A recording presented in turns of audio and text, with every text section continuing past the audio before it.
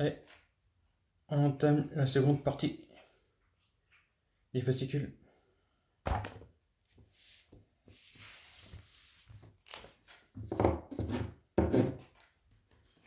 Bon, c'est le topo. Like, partage, commentaire, abonnement. Bon, on est sur le Triceratops. Non, pas Triceratops, Chanza. Et là, on commence les cuisses.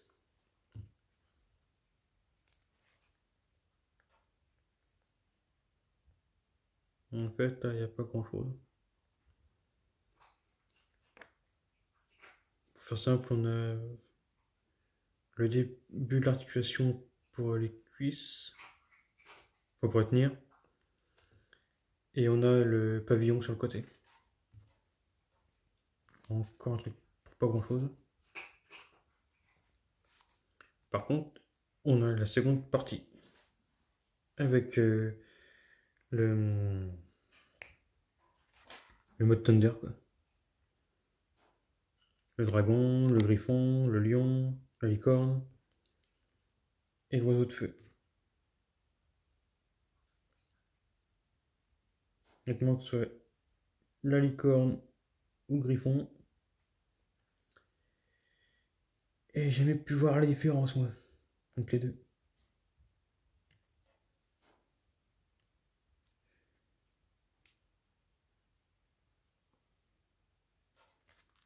Maintenant, pour mieux comprendre ça, il faut avoir vu la série originale. Bon.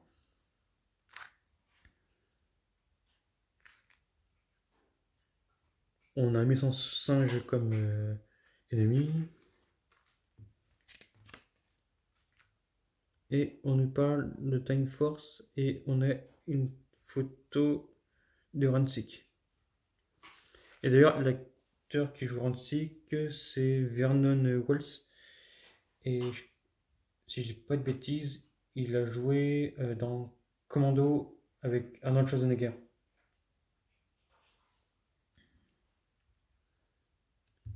Ouais, il me semble que c'est ça, ouais. Il a joué avec Schwarzenegger. Je sais pas si c'est une reconnaissance de le mettre dans ce genre de série-là, mais bon. Après tout, certains acteurs ont fait des apparitions dans de grandes séries. Enfin, plus populaires que grandes séries. Bon, allez. On continue sur le montage de tout à l'heure. On avance un peu plus. Ah ouais. On a une fixation provisoire. Parce que le 60,05, enfin 60,05, c'est une fixation provisoire. Parce qu'après, on a quelque chose à peu près pareil, mais rond. À moins à moins que ça ait été modifié depuis et qu'ils ont remarqué que la forme n'allait pas. Mais bon, voilà. On commence à monter la cuisse, on installe le pavillon en métal. La partie longue vers le haut.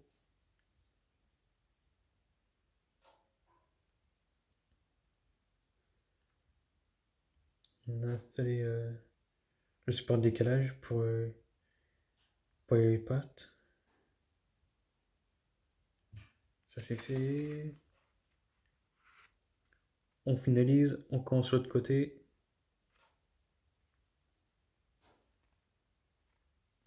On a un article sur Billy l'inventeur.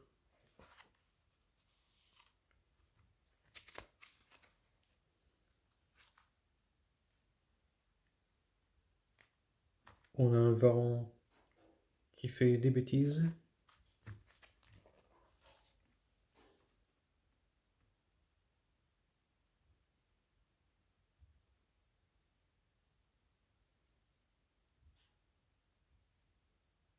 Et on a une référence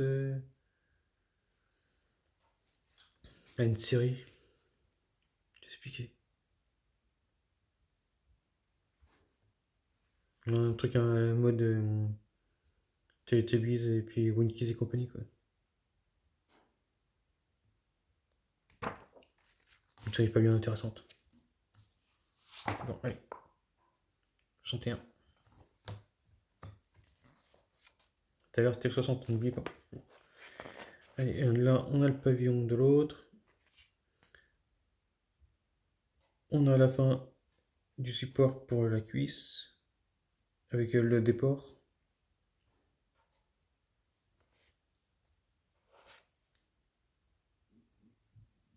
Bien, bien.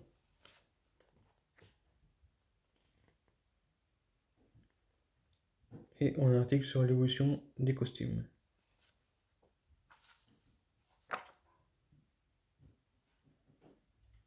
Pour l'évolution des costumes, il faut voir la série originale, qui de temps en temps est bien mieux que la version qu'on nous proposait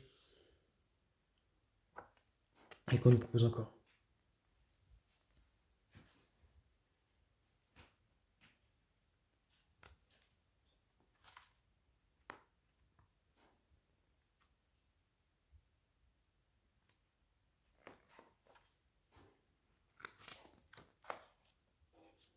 Et on a un article sur Force Animale et la lutte écologique.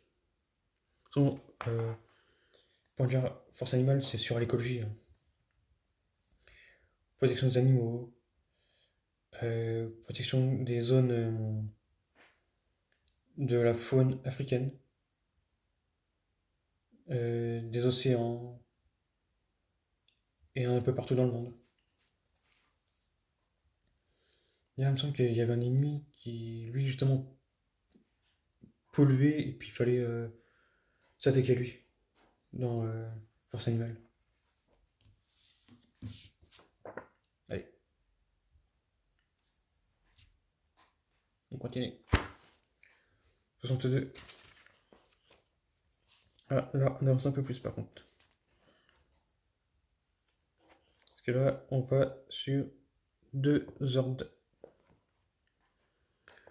On finit la cuisse de tout à l'heure. Du coup, on a les 2 cuisses avec les 2 supports provisoires plus la queue. Là, c'est sûr, j'ai une vidéo, faut que vous allez voir ce que ça donne. J'aurai plus d'informations. Et on s'occupe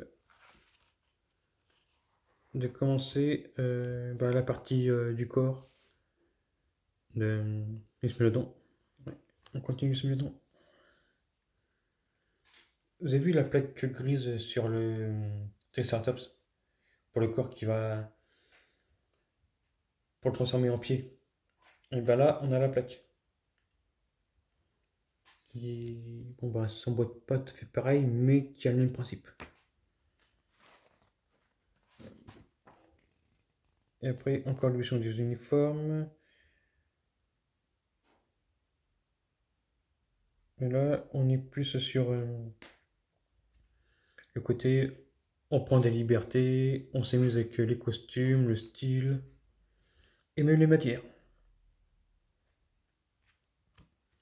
On a Mystique, Megaforce, Samouraï, Ninja Steel.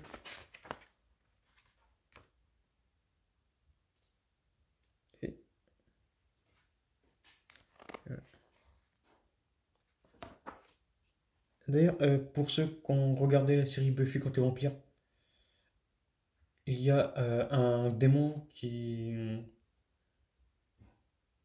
était dans un livre, qui a été transféré dans un ordinateur via le scan de par Willow qui scannait tous les livres. Et qu'au final, via ce système informatique, va dans une usine à proximité et se crée un corps mécanique. Là, on a un monstre comme ça. Et du coup, si on regarde la temporalité, cette créature-là, le Punisher, a inspiré pour Buffy contre les vampires. Donc vous avez une idée de la créature, quoi. Bon. Et on a un article sur les Rangers en Inde. Ouais.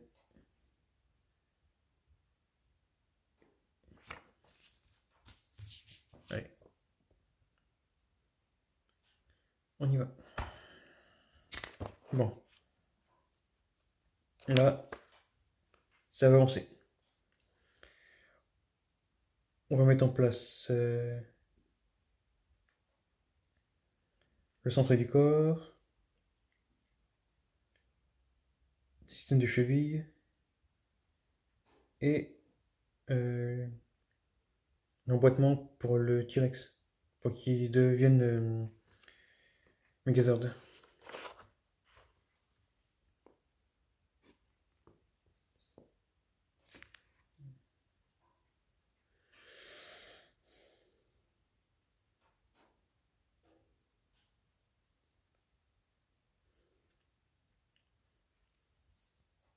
Là, moi je peux vous dire qu'il n'y a pas eu beaucoup de problèmes. Normalement, si vous avez fait les choses bien, il n'y a pas eu de problème avant, il n'y en a pas après.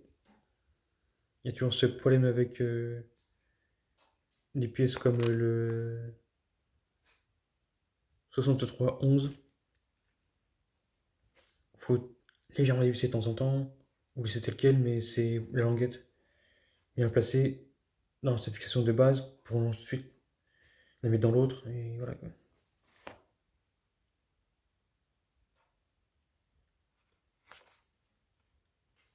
Du coup, ça renseigne pas beaucoup.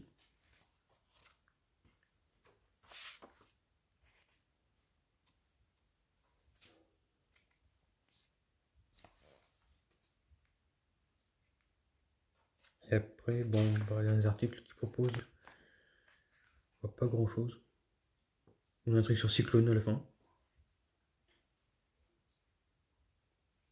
Et le fait que tout se passe en Nouvelle-Zélande.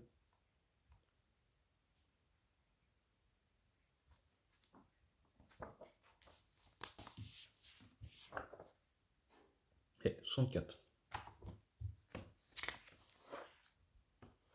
Ah, les pattes arrière. Là, par contre,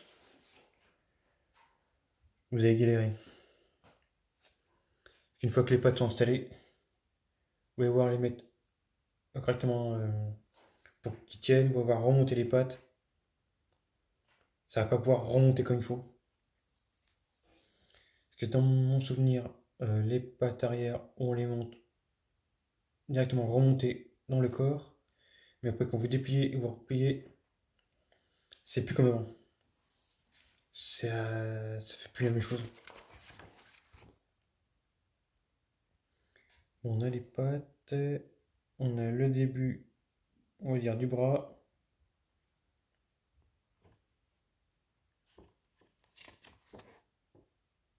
Il n'y a pas plus à dire. Une patte grise où il manque une pièce, puis après ça va sur le corps.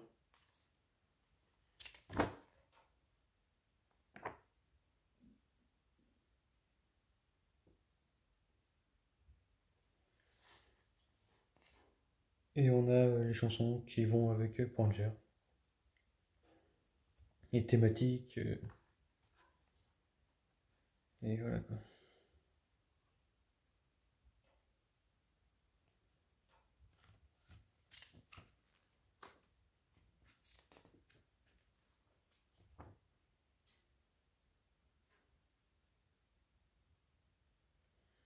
Et on a un article sur le fait qu'Amy Joe Johnson est reparti à la conquête du public.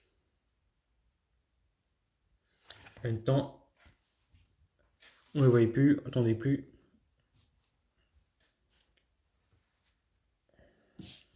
Allez, 65. Dernier de la vidéo. En avant. Allez, la cuisse. On a le haut de la patte. On a les roues à placer.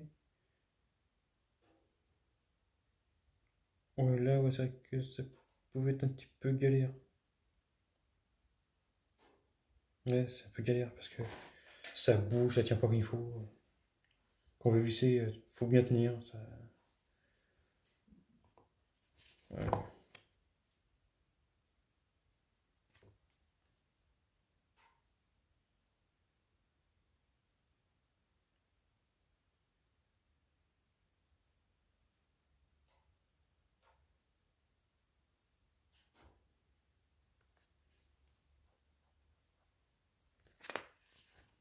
Ah oui, je l'ai peut-être pas dit, mais les vis en trop et les morceaux en trop. Gardez ça dans un petit bocal, par exemple. Vous savez, les tout petits bocaux, là, comme ça. Vous mettez dedans toutes les pièces.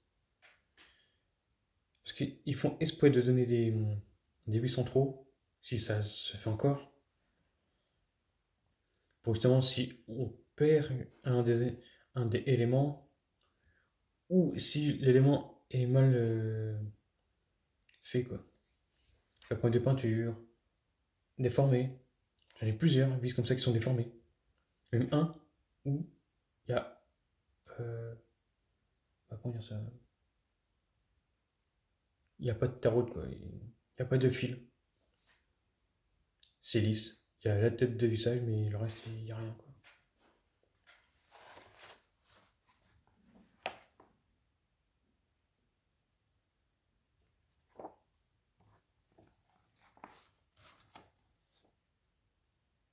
Bon.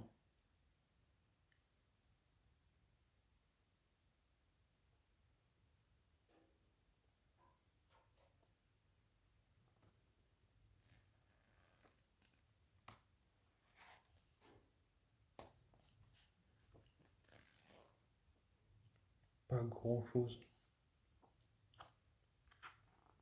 Et on parle à toute fin un article sur le fait que euh, on a Tom Oliver qui revient, donc du coup on a Jason Frank qui revient grâce à Dino Thunder. Pour moi, dans Dino Thunder, c'est pas Jason le bon qui est de retour. C'est la version un peu moins gentille de son personnage. Parce que pour rappel, le Ranger Vert c'est séparé en deux. Enfin, il y a une version positive et une version négative. Et il arrive comment? Est-ce que sa version négative, méchante, se ramène un peu vers le centre? Un peu comme dans Once Upon a Time, avec le méchant train, qui se divise en la bonne partie, la mauvaise partie. Et au final, s'arrange pour donner un petit peu de son côté positif à sa version méchante pour justement ramener un équilibre. Là, c'est le principe. Et pour moi, dans Dino Thunder, c'est la version négative qui est là, qui revient et qui devient prof et puis ranger. Que techniquement, rien ne l'empêcherait. Hein. Il expliquerait également euh, son espèce d'hallucination. J'arrive pas à penser. Quand il était dans le coma, on va dire. Sa bataille interne. Ça expliquerait ça. Pourquoi toutes ces formes de ranger se battent contre lui? Parce que justement, il représente pas forcément le bon côté. Et puis il y a aussi le fait qu'il faut qu'il se pardonne de ses échecs passés, de ses ouais, échecs, pertes et autres. Enfin, de ses erreurs, quoi. Bon, allez, c'est fini. On se revoit une prochaine fois et vous connaissez la chanson.